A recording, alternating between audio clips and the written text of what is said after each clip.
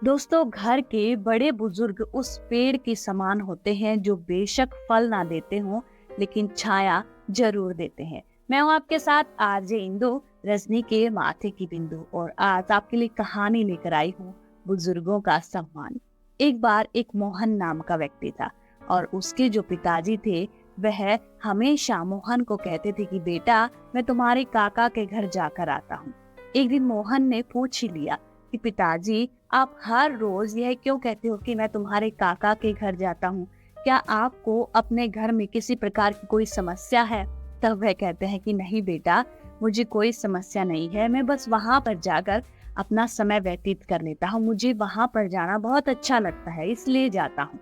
अब मोहन कहता है, ठीक है पिताजी, यह थोड़े से पैसे ले लीजिए, आपके बुरे वक्त में काम आएंगे। हो सकता है आने जाने में कोई दिक्कत हो तो आप अच्छे से रिक्शा करके आराम से काका के घर जा सकते हैं।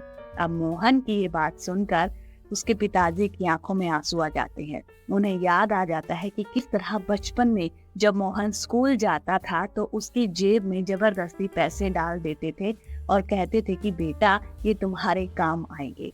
मोहन की जो पत्नी है, उसका स्वभाव अपने बुजुर्ग ससुर के लिए कुछ खास अच्छा नहीं था।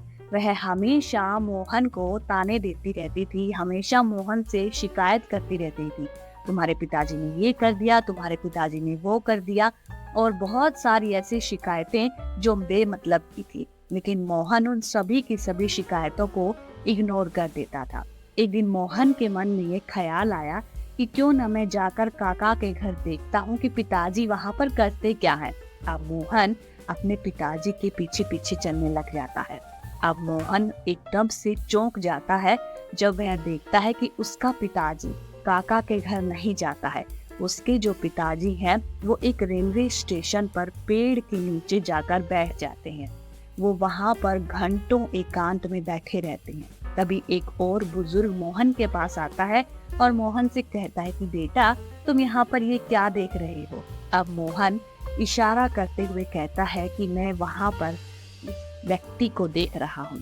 तब वो बुजुर्ग कहता है कि बेटा, यह जो बुजुर्ग है यहाँ पर घंटों बैठा रहता है और एकांत में अपने आप से बातचीत करता है, कभी कभी इन पेड़ों के साथ बातचीत करने लग जाता है। अब मोहन उस बुजुर्ग से पूछता है, लेकिन ये ऐसा क्यों करते हैं? तब वह कहता है कि बेटा, जब घर में कोई बातचीत करने वाला नहीं होता है तो जो बुजुर्ग है वो अपने आप को अकेला महसूस करते हैं, और अपने अकेलेपन को दूर करने के लिए ये यहाँ पर आते हैं और इन पेड़ों से घंटों बातचीत करते रहते हैं। यह सुनकर मोहन की आंखों में आंसू आ जाते हैं। अब मोहन चुपचाप घर वापस आ जाता है। जब शाम को उसके पिताजी लौट कर आते हैं तो वह अपने घर वालों की सारी प्रतिक्रिया देखता है। जैसे ही पिताजी आते हैं, किसी को कोई फर्क नहीं पड़ता कि बाहर से पिताजी आए हैं। बहू अपने काम में लगी हुई है, बच्चे अपने काम में लगे हुए हैं। यह देखकर मोहन को बहुत दुख होता है। पिताजी के पास कोई जाकर नहीं बैठता है और ना ही बच्चे अपने दादाजी के पास जाकर कहानी सुनाने के लिए कहते हैं। अब मोहन इस बात को समझ चुका था कि पिताजी अकेलेपन का शिकार हो चुके हैं। अब मोहन अपने पिताजी के अकेलेपन को दूर करने की एक तरकीब सोचता है। अब मोहन भी जैसे ही बाहर का काम करके घर पर वापस आता है तो वह किसी से कोई बातचीत नहीं करता। वह चुपचाप गुमसुम अपने काम में लगा रहता है।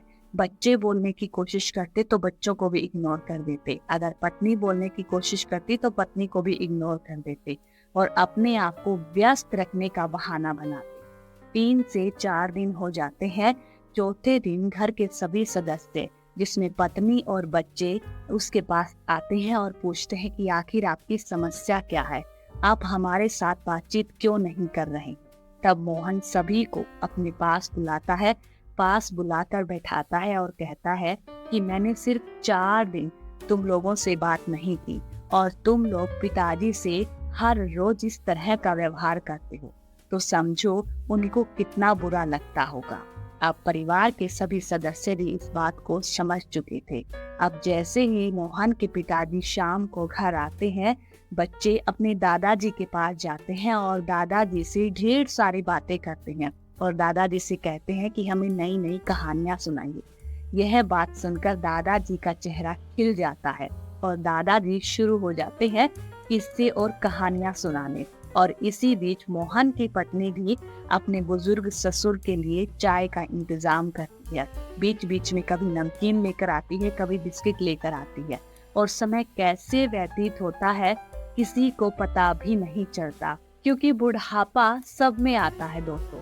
अगर आज हम जवान हैं तो हम कल बूढ़े भी होंगे, और अगर हम अपने बुजुर्गों के साथ सम्मान पूर्वक व्यवहार करेंगे, उनके साथ बातचीत करेंगे, तो कल हमारे बच्चे भी हमारे साथ सम्मान पूर्वक व्यवहार करेंगे और हमारे साथ बातचीत करेंगे। इसलिए ये आपको तय करना है कि आपको बुढ़ापे में क्या चाहिए। अपने बच्चों का सम्मान पूर्वक व्यवहार चाहिए या फिर अकेलापन चाहिए। मैं हूँ आपके साथ आरजे इंदु, रश्मि के माथे की बिंदु। और अगर ये कहानी आपको पसंद आई है तो ज्यादा से ज्यादा इसे शेयर कीजिएगा। चैनल को सब्सक्राइब करना ना भूलिएगा। याद रखिएगा, आरजे इंदु।